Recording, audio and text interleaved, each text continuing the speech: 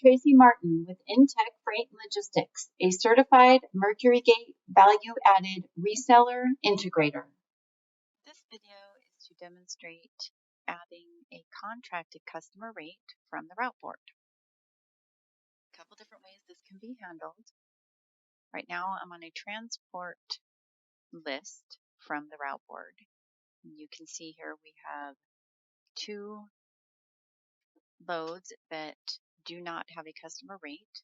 So I'm going to show you a couple different ways to do it. One would be that you can simply use the drop down, hover over the no rate for the shipping order, and select add contract rate. This will simply bring up the contracts that you have set for this customer. I'm going to choose one which are associated with a carrier rate. So this is actually going to add both. And now you can see the load is showing rated. We hover over the financials. We can see the shipping order has a rate of $553.12. You can also see that by opening up the SO here. You can hover over the rate again and see more details of it.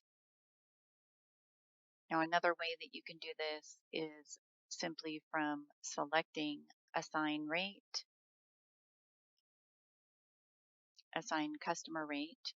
You can also open up the activities that are in the route board.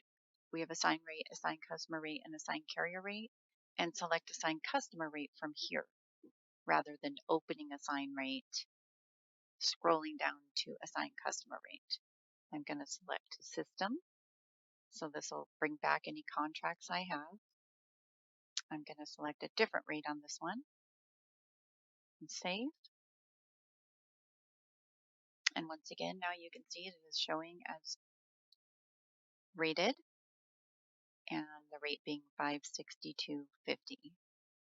Feel free to leave any questions in the comments or email us at tms_solutions@intechlogistics.com. For more information on Intech's MercuryGate partnership, visit www.intechfreight-logistics.com/TMS.